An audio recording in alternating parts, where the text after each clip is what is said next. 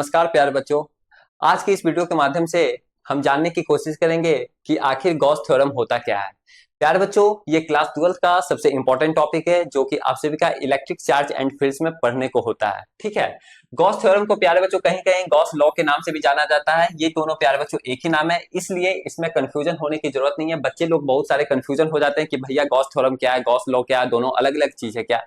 नहीं प्यारे बच्चों, दोनों एक ही चीज है। ठीक है, अब हम लोग जानने की कोशिश करेंगे कि आखिर गॉस थ्योरम कहता क्या है। तो प्यारे बच्चों, गॉस थ्योरम के अकॉर्डिंग अगर देखा जाए तो प्यारे बच्चों कोई मतलब कि ऐसा नहीं कि ये थ्योरम कुछ बहुत बड़ा थ्योरम है, क्या बोल रहा नहीं बोल रहा, काफी सिंपल है। प्यारे बच्चों, इससे हमें टोटल इलेक्ट्रिक फ्लक्स निकालने को मिलता है। ठीक है, किसी भी सरफेस से हम लोग को टोटल इलेक्ट्रिक फ्लक्स कितना है तो ये प्यारे बच्चों गॉस थ्योरम के अकॉर्डिंग हमें पता चल जाता है। प्यारे बच्चों, ये गॉस थ्योरम कहता क्या है, देखिए कि किसी भी इंक्लोज्ड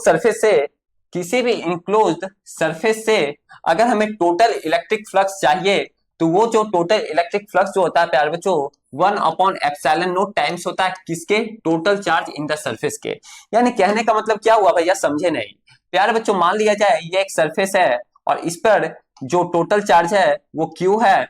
तो प्यारे बच्चों, अगर हमें इस इनक्लोज सरफेस से अगर टोटल इलेक्ट्रिक फ्लक्स निकालने को बोले तो ये जो होता है टोटल इलेक्ट्रिक फ्लक्स जो होता है प्यारे बच्चों वो होता है 1/ε0 टाइम्स होता है किसके, टोटल चार्ज के। यानी जो टोटल चार्ज है इनक्लोज सरफेस पे स्मॉल क्यू, उसका जो होता है प्यारे बच्चों 1/ε0 टाइम्स होता है। इसे ही प्यारे बच्चों हम लोग बोलते हैं टोटल इलेक्ट्रिक फ्लक्स। यानी टोटल इलेक्ट्रिक फ्लक्स जो होगा प्यारे बच्चों Q/ε0 होगा। ठीक है, अब देखिए यहां से प्यारे बच्चों आप सभी को क्वेश्चन ऐसा भी आ जाता है, state and proof Gauss theorem. यानी कहने का मतलब क्या हुआ प्यारे बच्चों कि गॉस थ्योरम का स्टेटमेंट लिखो और इसे हम लोग को और इसे हमें प्रूफ करके बताओ कि आखिर phi is equal to Q/ε0 ही होता है एक स्फेरिकल सरफेस के लिए। ठीक है, टोटल इलेक्ट्रिक फ्लक्स। तो इसे हम लोगों को प्यारे बच्चों ये डेरिवेशन करने की जरूरत भी पड़ सकती है, क्योंकि एग्जामिनर हम लोगों को पूछ देते हैं ऐसा ऐसा क्वेश्चन प्यारे बच्चों हम लोगों का एग्जाम में आ जाता है। ठीक है, तो इसके लिए हम लोगों को क्या काम करने की जरूरत है, कुछ नहीं करने की जरूरत है प्यारे बच्चों। एक हम लोगों को स्फीयर लेना है। ठीक है, एक स्फीयर लेना है जिसका की टोटल एरिया A है। ठीक है, टोटल इसका जो स्फीयर का जो एरिया होता है वो आप सभी को आई होप पता है। ठीक है, सर्कल या स्फीयर जो भी मान लो एक फुटबॉल है। ठीक है, फुटबॉल टाइप से है। अब प्यारे बच्चों यहां से let a sphere having radius, इसका R मान लेते हैं। ठीक है, जिसका कि रेडियस प्यारे बच्चों R है। क्या है, R है, स्मॉल r। और इस पर जो चार्ज है वो हम लोगों का क्या है, Q है। ठीक है, प्लेस्ड एट सेंटर, जो कि सेंटर पे है। Q चार्ज हम लोग सेंटर पे मान लिए हैं। अब इसमें बोला जा रहा है cut A small surface area ds having area vector in direction of electric field. यानी यहां से प्यारे बच्चों इस इनक्लोज सरफेस से, इस स्फीयर से, इस फुटबॉल से हमें एक एरिया वेक्टर एरिया हम लोगों को काट लेना है ds, स्मॉल एरिया, जो कि स्मॉल एलिमेंट बोला प्यारे, ये प्यारे बच्चों बोला जाता है, इसे हम लोग बोल रहे हैं ds। ठीक है, स्मॉल एलिमेंट यहां से हम लोग को काट के रख लेना है, काट लेना है। अब प्यारे बच्चों इस स्मॉल एरिया से हम लोगों को एरिया फैक्टर लेने की जरूरत है।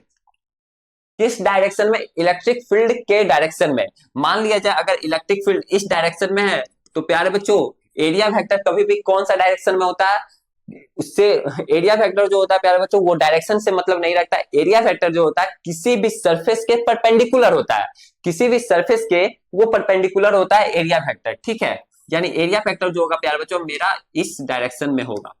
अब हम लोगों को यहां से क्या प्रूफ करना है, phi is equal to Q/ε0, यही ना प्रूफ करना है, यही प्रूफ करना है।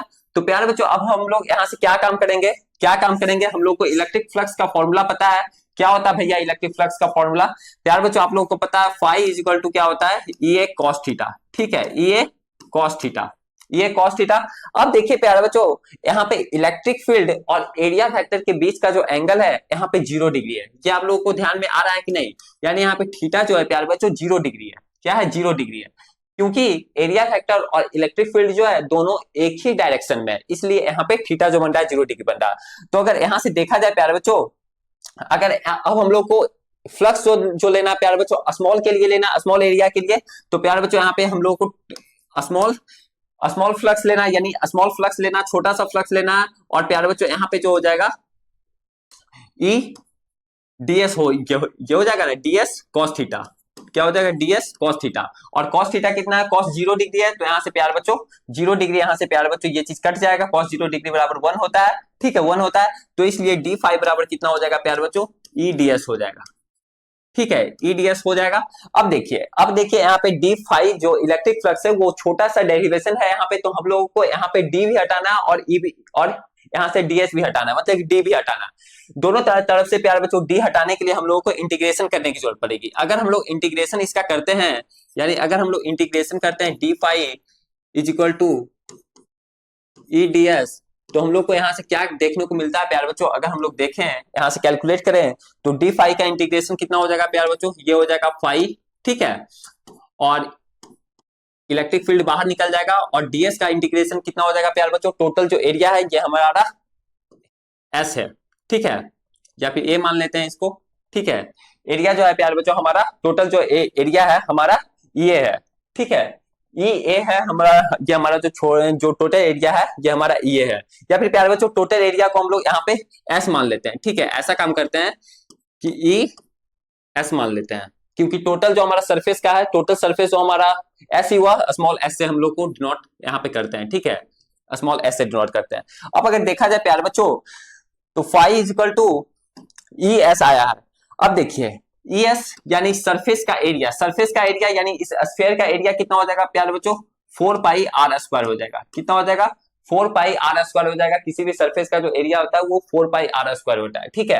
अब यहां से देखा जाए प्यारे बच्चों इलेक्ट्रिक फील्ड किसी भी पॉइंट चार्ज के लिए इलेक्ट्रिक फील्ड कितना होता है, अगर इसको इक्वेशन हम लोग 1 मान लेते हैं, तो अगर यहाँ से प्यारे बच्चों इलेक्ट्रिक फील्ड अगर देखते हैं तो किसी भी पॉइंट चार्ज के लिए जो इलेक्ट्रिक फील्ड होता है प्यारे बच्चों K Q divided by R square होता है, ठीक है, K Q divided by R square होता है, जहां पे सॉरी ये चीज क्या हो गया, हाँ K Q divided by R square होता है, ठीक है, K Q divided by R square, जहां पे के का वैल्यू होता है 1/4 पाई एप्सिलॉन नॉट, कितना होता है प्यारे बच्चों, के का वैल्यू होता है 1/4 पाई एप्सिलॉन नॉट, ठीक है।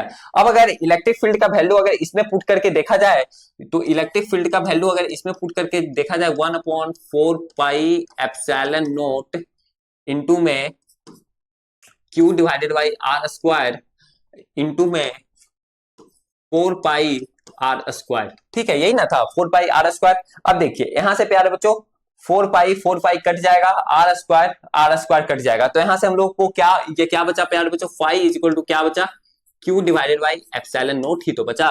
तो यही तो हमें प्यारे बच्चों प्रूफ करना था, क्या प्रूफ करना था, यही तो हम लोगों को प्रूफ करना था, जो कि यहाँ पे प्यारे बच्चों हम लोग के लिए आ गया है, ठीक है, यहाँ पे हम लोगों के लिए आ गया है, ये हम लोग का प्रूफ हो गया सिंपली, ठीक है, phi is equal to Q divided by epsilon naught, यही हम लोगों को प्यारे बच्चों प्रूफ करने की जरूरत थी, जो कि आप लोगों का आ गया।